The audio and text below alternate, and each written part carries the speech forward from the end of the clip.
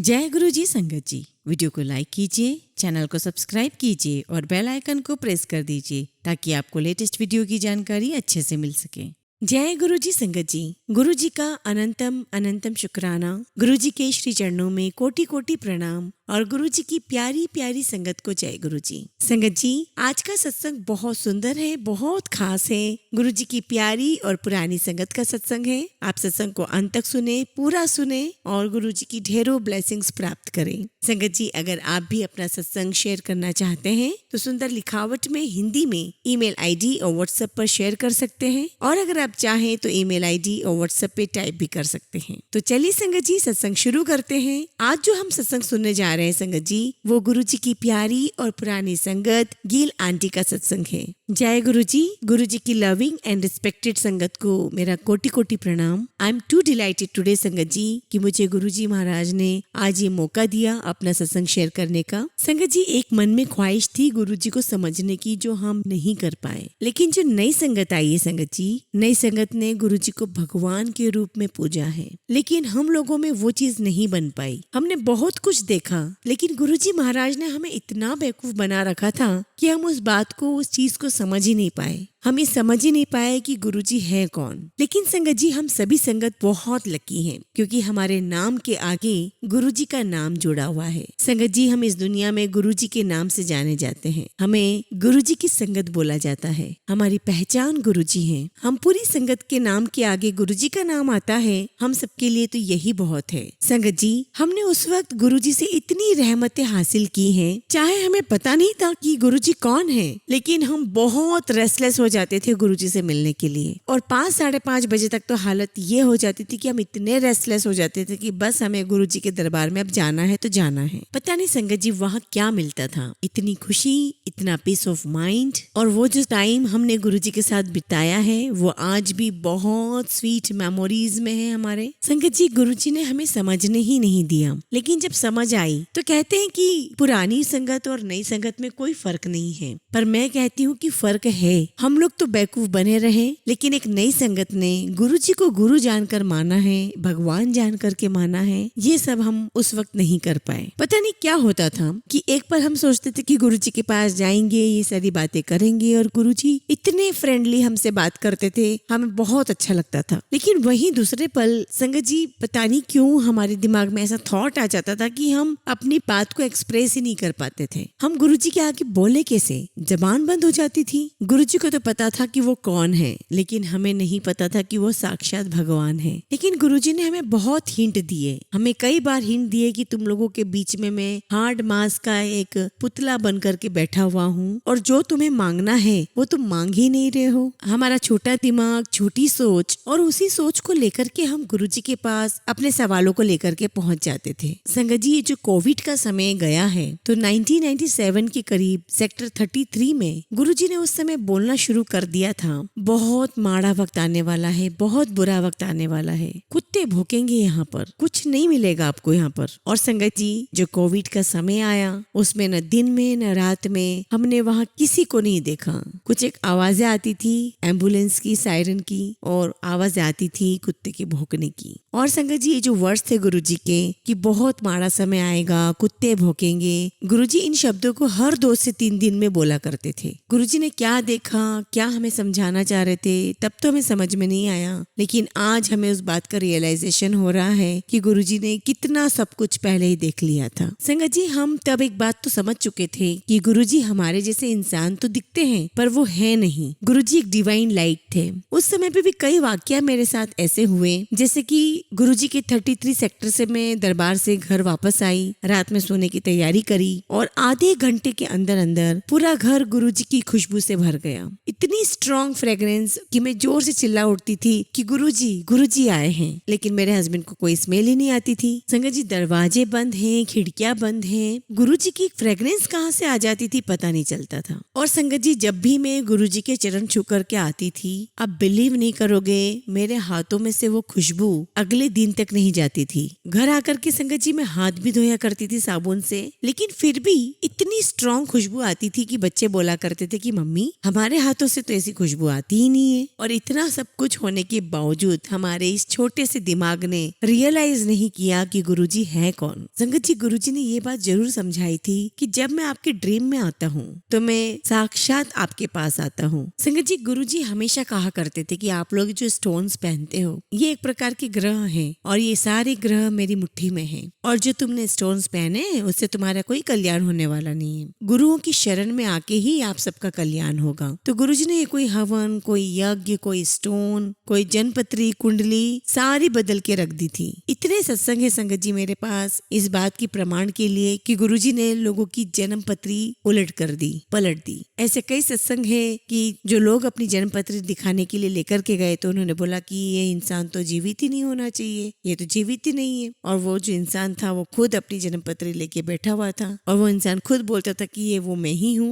जिसका कल्याण गुरुजी ने किया है। गुरुजी ने जन्म पत्री बदली है, तकदीरें बदली है। संगत जी, एक आंटी थी जो बाबुओं को बहुत मानती थी and she was a chronic patient of asthma. वो गुरुजी के पास जलंधर गई तो गुरुजी वहाँ थे नहीं, तो गुरुजी के गद्दी के पास बैठ करके वहाँ पर उसने गुरुजी से अरदास की और संगत जी उसी दिन से उनका अस्थमा खत्म हो गया। और संगत जी, जब गुरुजी नहीं मिले तो वो आंटी गुरुजी की गद्दी के पास बैठ गई, गुरुजी से अरदास की और संगत जी आप बिलीव करिए उसी दिन से उन आंटी का अस्थमा खत्म हो गया। और 2-3 दिन वो लगातार वहाँ पर आती रही, मत्था टेका और फिर उसके बाद वो आना बंद हो गई। और फिर 2-3 दिन बाद जब वो वापस आई तो गुरुजी कहते हैं कि आंटी बाबुओं के पास फिर चली गई तू। मैंने कहा था एक को मानो, तू बाबुओं के पास चली जाती है, ना तेरा इधर से कल्याण होगा ना तेरा उधर से कल्याण होगा। तो संगत जी ऐसे गुरुजी समझाया करते थे कि जो 2 नावों पे सवार होता है उसका कहीं कल्याण नहीं होता, वो हमेशा बीच में डूबता है। संगत जी, जब भी हम गुरुजी की संगत में जाया करते थे कोई ना कोई ऐसा इंसिडेंट वहाँ होता ही रहता था। मैं गुरुजी से मिली, 1982 में भी मिली, 1986 में भी मिली। 1986 में मैं अपने हस्बैंड की नीस के घर पर मिली थी गुरुजी से।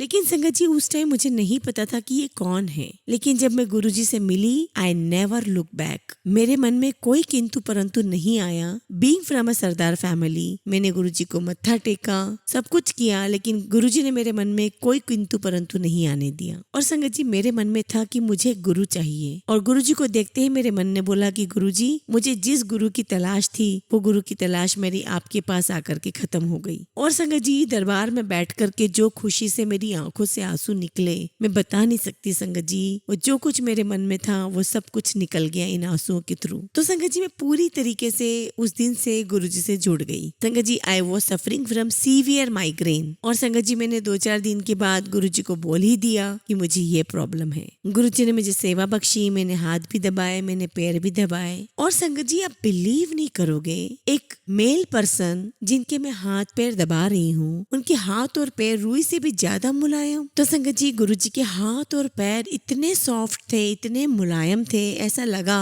जैसे कोई रबर की चीज मेरे हाथ में आ गई और मैं दबा रही हूँ बड़ी नाजुकता से। तो गुरुजी मुझे बोलते हैं कि आंटी डरती क्यों है, जोर से दबा। और जब गुरुजी ऐसा बोला करते थे संगत जी उसी में ही गुरुजी आपका कल्याण कर देते थे। और उसके बाद फिर रात में गुरुजी मेरे सपने में आए तो संगत जी मैंने सपने में देखा कि ब्रास की बनी हुई एक जाली थी और उसमें हनुमान जी बने हुए थे। तो गुरुजी ने मुझे बोला कि आंटी इसे अपने मत्थे से जोर से लगा ले। और मैंने गुरुजी की इंस्ट्रक्शन को फॉलो किया और उसे बड़ी टाइटली मैंने अपने मत्थे से लगा लिया। और संगत जी शायद आप बिलीव ना करें, जब मैं सुबह सोकर उठी तो जाली का मार्क मेरे सिर पर बना हुआ था और नहाने के बाद भी वो मार्क नहीं गया। तो जब नेक्स्ट डे मैं वापस गुरुजी के पास गई तो गुरुजी मुझे देख करके हंस पड़े कि देखो क्या बोलने वाली है मुझे। तो मेरे कुछ बोलने से पहले ही गुरुजी मुझे बोले कि अच्छा कल्याण करा गई। संगत जी कई बार ऐसा होता था कि गुरुजी को बहुत सारे गिफ्ट्स आते थे और गुरुजी तुरंत ही वो गिफ्ट्स किसी न किसी को पास ऑन कर देते थे, किसी भी संगत को दे देते थे। लेकिन मुझे गुरुजी ने कभी कोई ऐसा गिफ्ट नहीं दिया, ऐसे मेरे मन में था। तो संगत जी एक दिन मेरे दिमाग में आया कि गुरुजी ने सबको इतने सारे गिफ्ट्स दिए, गुरुजी ने मुझे तो कभी कोई गिफ्ट दिया ही नहीं। तो संगत जी सडनली मेरे दिमाग में आया कि गुरुजी ने मुझे वो गिफ्ट दिया है जो हमेशा मेरे साथ रहता है। मेरे सिर पे वो जाली का मार्क, मैं जहाँ जाती हूँ वो मेरे साथ रहता है। आफ्टर सो मेनी इयर्स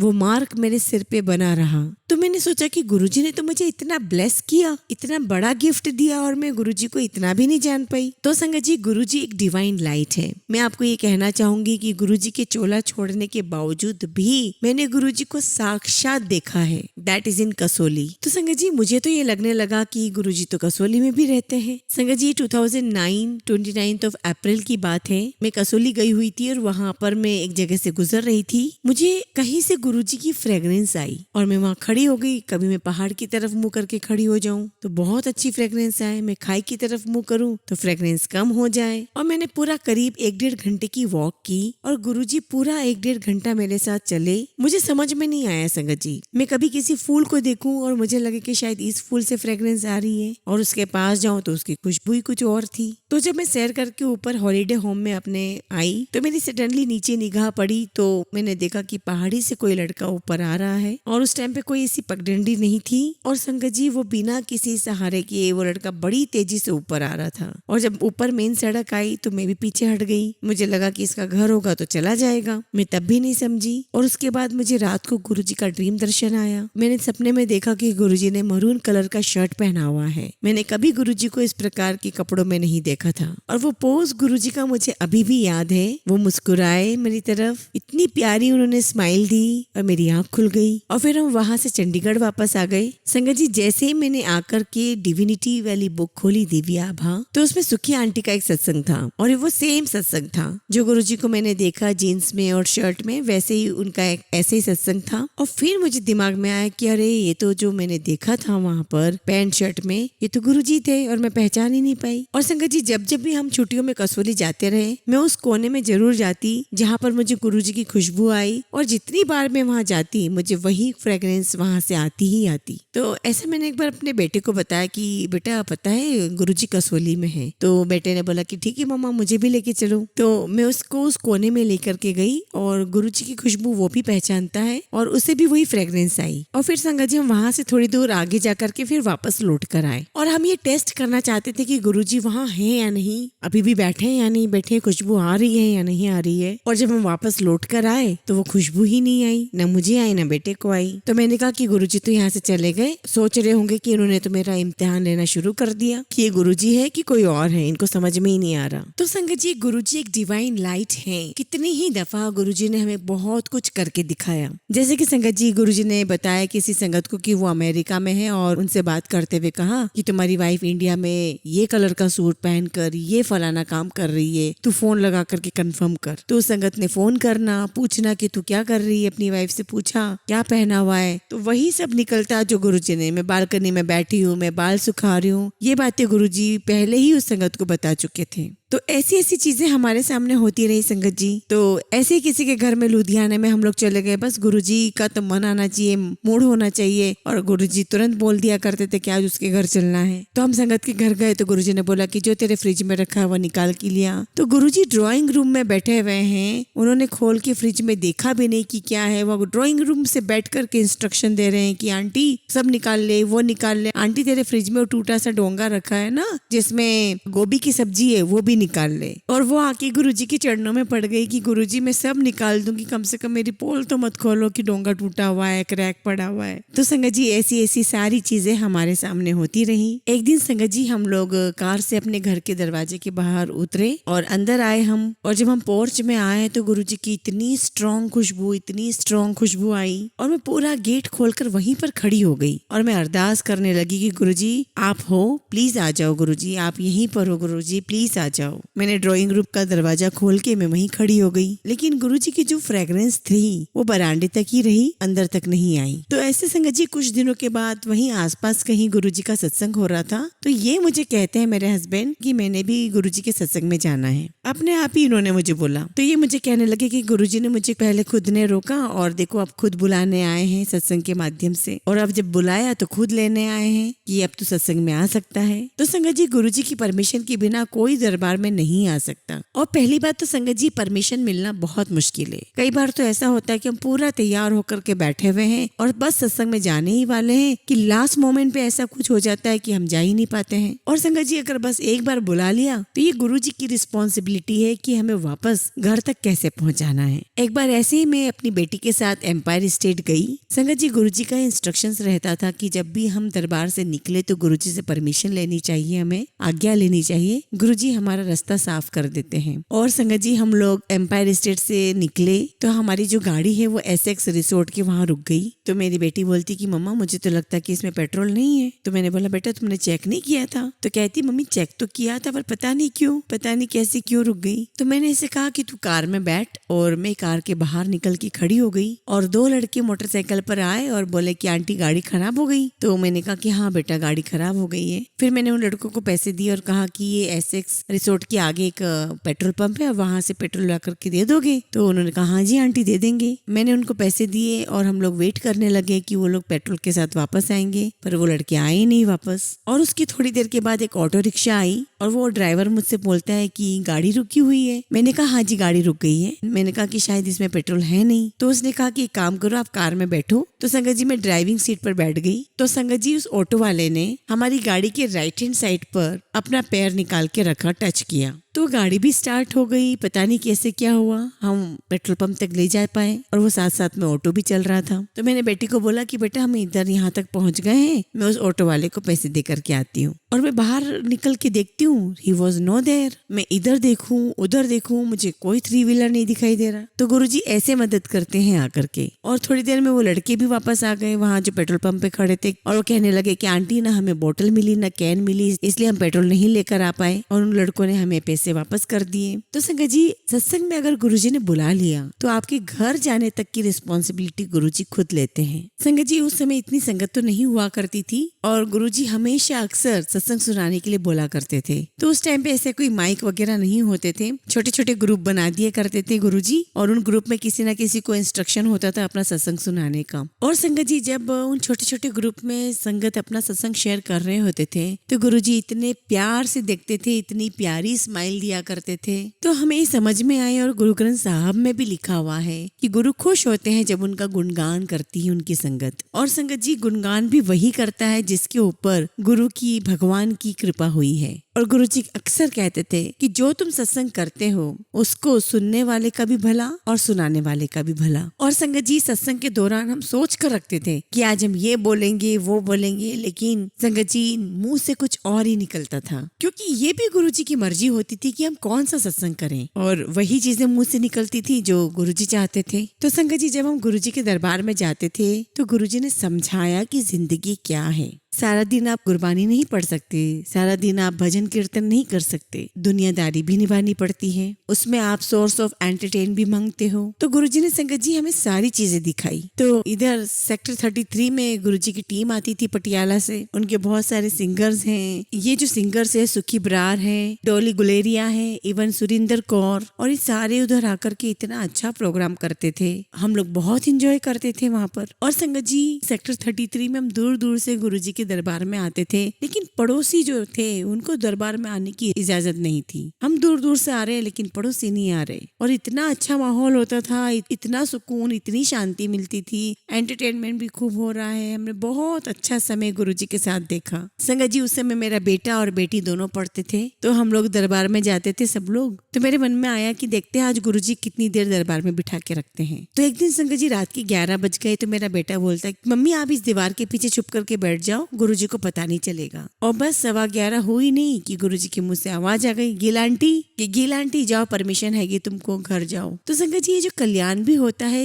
ये बिना गुरुजी की परमिशन से नहीं होता। संगत जी गुरुजी अपने हाथ से दबा दबा के जो हमें प्रसाद देते थे, और वो इतना इतना खिला देते थे कि वो उसी वक्त डाइजेस्ट हो जाता था। कई लोग वहीं खा लिया करते थे, कोई लोग आधा पर्स में रख लेते थे, कोई लोग घर ले जाया करते थे। अब संगत बोलती कि गुरुजी मेरी वो तकलीफ है ना आधी रह गई है। तो गुरुजी कहते कि तूने आधा खाया था और आधा पर्स में लग गई थी, इसलिए आधा कल्याण हुआ। तो संगत जी इतनी माइनर चीजें भी गुरुजी बता दिया करते थे संगत को। और संगत जी गुरुजी बता भी देते थे कि यहाँ पर किस्मत के बिना किसी का कल्याण नहीं हो सकता था। जिसकी किस्मत में है, नसीब में है, वही अपना कल्याण करवा सकता था। गुरुजी कहते थे कि ये जो ग्रह है, इंद्र देवता है, ये सारे मेरी मुट्ठी में है। ऐसे मैं आपको एक कसौली का किस्सा बताती हूँ। संगत जी शाम का टाइम था और मैंने पाठ नहीं किया था, और शाम को वक्त मैं बाहर निकल गई। गई और संगत जी थी तो शाम, लेकिन इतने बादल गहरा रहे थे कि ऐसा लग रहा था कि अंधेरी काली रात हो गई हो और उन बादलों की गर्जना इतनी डरावनी थी। तो मैंने गुरुजी से अरदास की कि गुरुजी बारिश मत होने देना, एक बार मुझे घर तक पहुंचा दो, फिर भले बारिश हो जाए। और संगत जी ऐसा ही हुआ। लग ऐसा रहा था कि बस अब बारिश होगी कि तब बारिश होगी, लेकिन मैं बहुत अच्छे से घर पर पहुंच गई और उसके बाद बारिश हुई। और फिर संगत जी कई लोगों ने बातें करी कि ये तो अमीरों के गुरुजी हैं, गरीबों के नहीं। यहाँ तो फौजी बैठे होते हैं, यहाँ तो IAS ऑफिसर बैठे होते हैं। तो गुरुजी ने ये वहम भी उनका दूर किया। तो गुरुजी ने कहा कि जो बुजुर्ग है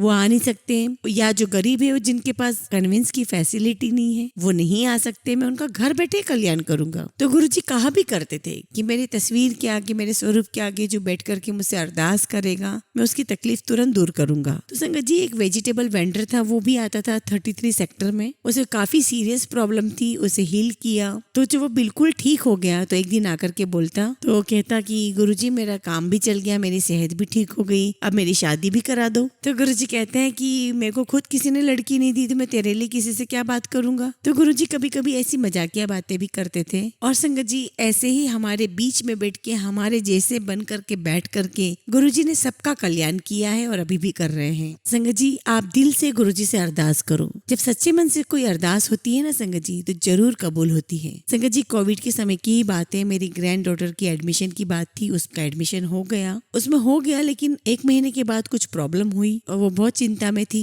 तो मेरी बेटी ने मुझे फोन किया कि मम्मा आप गुरुजी से अरदास करो ना। तो मैंने कहा कि बेटा आप खुद भी करो। तो वो कहती कि नहीं मम्मा आप करो ये अरदास। और संगत जी शाम को मैं बैठी हूँ गुरुजी के स्वरूप के सामने और बड़ी परेशान सी थी। मैंने गुरुजी से अरदास की और मैं फिर अपने कमरे में जाकर के सो गई। एंड बिलीव मी संगत जी मुझे अभी सोए हुए 2 घंटे ही हुए थे, गुरुजी आए मेरे सपने में और मैंने दूर से गुरुजी को अपनी ग्रैंड डॉटर के साथ बात करते हुए देखा। पता तो नहीं चला कि क्या बात कर रहे हैं, परंतु शायद कुछ इंटरनेट के बारे में बात कर रहे थे और ये भी कह रहे थे कि कब रहमतों की बरसात हो जाए, कुछ कहा नहीं जा सकता। तो अगले दिन मैंने सुबह अपनी बेटी को फोन किया और बोला कि बेटा कोई प्रॉब्लम नहीं है, सब कुछ ठीक हो गया है। तो मैंने उससे कहा कि जिसके लिए तूने मुझे बोला था ना वो काम इसका हो जाएगा। और संगत जी बात करते करते ही मेरा गला खुशी से भर गया। और संगत जी फिर मैं गुरुजी के स्वरूप के सामने गई और मैंने बोला कि गुरुजी आपका लख लख धन्यवाद कि आपने मेरी अरदास कबूल करी। आपने मेरी अरदास इतनी जल्दी, इतनी नजदीक होकर के इतनी जल्दी सुनी है। तो ऐसे गुरुजी हैं हमारे दरिया दिल। संगत जी गुरुजी कहा करते थे कि ये वो जगह नहीं है जब आप सोच के आओ कि मैं 5 बार आ जाऊंगा, 10 बार आ जाऊंगा, मेरा काम हो जाएगा। जो नहीं आ सकता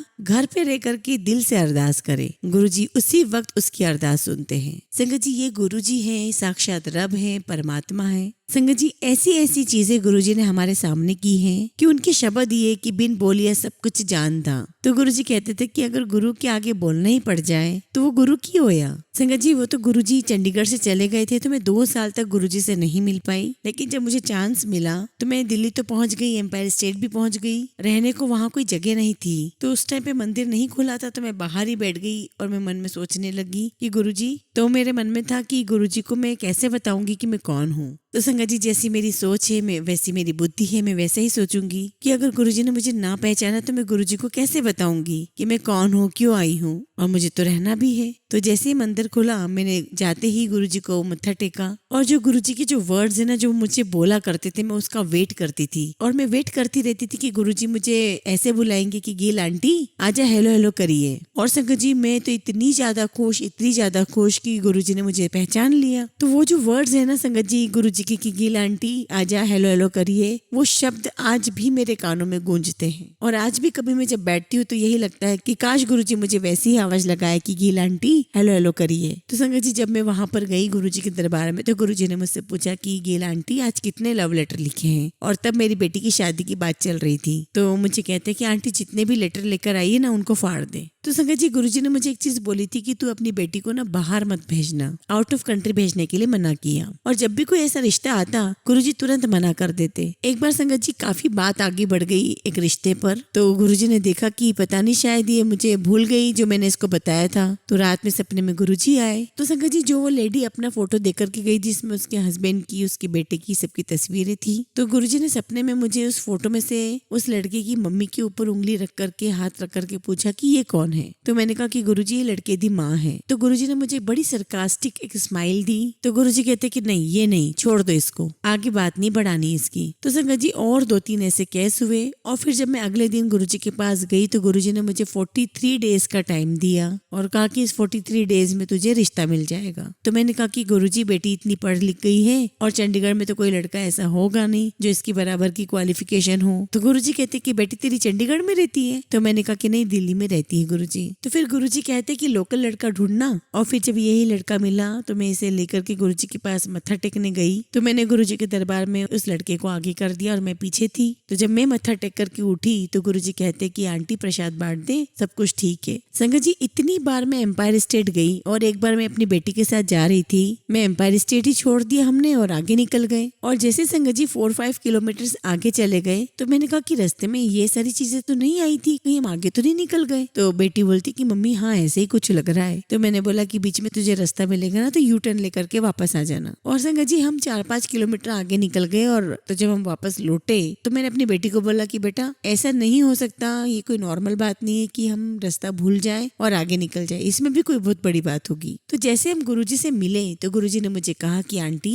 अब आप है ना शिवरात्रि पे ही बड़े मंदिर आना। और 15 दिन के बाद शिवरात्रि थी तो इस बीच में चंडीगढ़ आ गई। और जब हम अगली बार जब बड़े मंदिर गए तो तब इतनी लाइनें नहीं होती थी फंक्शंस की। तो संगत जी फिर भी मेरे मन में आया तो मैंने अपने बेटी को बोला कि बेटा अपन इतनी संगत में गुरुजी से मिलेंगी कैसे? तो बेटी बोली कि मम्मी गुरुजी ने बुलाया है तो अपने आप ही कोई रास्ता निकल जाएगा, आप इतनी फिक्र क्यों कर रहे हो? और संगत जी जैसे ही लंगर खत्म हुआ तो सेवादार ने बिल्कुल हमें गुरुजी के सोफे के सामने ही बिठा दिया। तो जैसे ही गुरुजी के मैं आसन के पास बैठी तो गुरुजी ने 5 मिनट में उधर बुला लिया, बेटी के इन-लॉज के बारे में सब कुछ बता दिया। और जो गुरुजी ने 43 डेज का टाइम दिया था उसमें भी 10 दिन बाकी थे। तो गुरुजी मुझे कहते हैं कि मैं तेरे को बोला था ना आंटी, मानती है गुरुआनु, मानती है ना गुरुओं को? तो मैंने कहा गुरुजी मैं तो बिल्कुल आपकी दासी हूँ, मैं तो सब कुछ मानती हूँ। तो संगत जी ऐसी चीजें गुरुजी पहले ही बता दिया करते थे। तो गुरुजी के लिए बहुत आम बात थी कि तेरी शादी तब होगी, इतने साल बाद होगी, इतने साल बाद तेरे को लड़का होगा, लड़की होगी। और फिर मेरे मन में ये भी बात थी कि मैं गुरुजी से क्या बताऊं कि मैं रहूंगी कहाँ। तो जैसे ही लंगर के बाद सब लोगों ने परमिशन लेना शुरू कर दी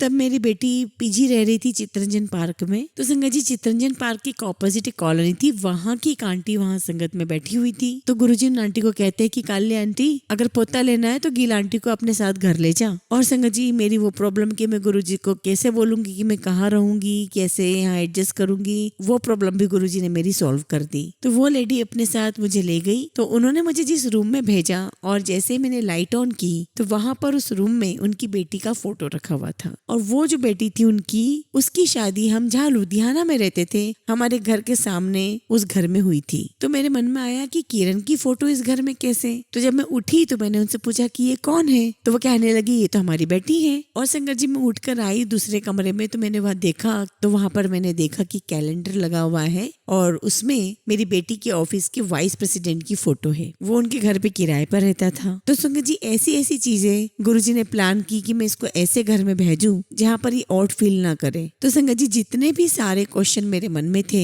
गुरुजी ने मेरे सारे क्वेश्चन सॉल्व करके दिए। तो संगत जी जितनी भी हमारी समस्या है उन सब के हल गुरुजी के पास है। कब करना है, कैसे करना है, ये सिर्फ गुरुजी जानते हैं। तो सारी साथ संगत जी आपसे अरदास है गुरुजी के श्री चरणों में ध्यान लगाएं, पूरा सरेंडर करें, पूरी श्रद्धा भक्ति दिखाएं। संगत जी मैं अपने सत्संग को यही विराम देती हूँ। जय गुरु जी, शुक्राना गुरु जी। संगत जी हमेशा की तरह सत्संग का अंत एक बहुत ही सुंदर कहानी से करेंगे। एक दिन नदी में हाथी की लाश बही जा रही थी। एक कौवे ने लाश देखी तो प्रसन्न हो उठा, तुरंत उस पर जाकर बैठ गया, उसका मांस खाया, नदी का जल पिया। उस लाश पर इधर उधर फुदकते हुए कौवे ने परम तृप्ति की डकार ली। वो सोचने लगा, आहा यह तो अत्यंत सुंदर यान है, यहाँ भोजन और जल की भी कमी नहीं है, फिर इसे छोड़कर और क्यों भटकना चाहिए। कौवा नदी के साथ बहने वाली उस लाश के ऊपर कई दिनों तक रमता रहा। भूख लगने पर वो लाश को नोच कर खा लेता, प्यास लगने पर नदी का पानी पी लेता। बहुत सारा पानी, उसका तेज प्रवाह, किनारे पर दूर दूर तक फैले प्रकृति के मनोहर दृश्य, इन्हें देख देख कर वह भाव विभोर होता रहा। नदी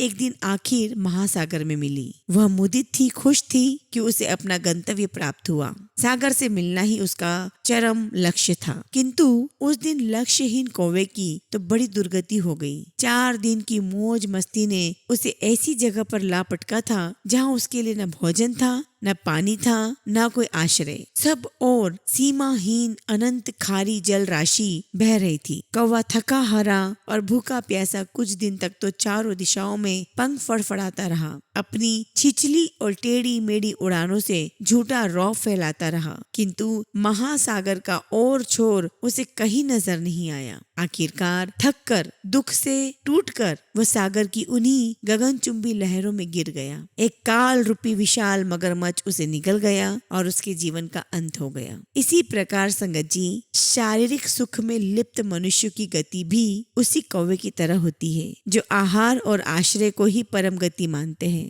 और अंत में अनंत सागर रूपी सागर में समा जाते हैं। इसलिए संगत जी, यह जो मानव तन मिला है, इसका और समय का सदुपयोग करें और सबका कल्याण करें। जय गुरु जी, शुक्राना गुरु जी।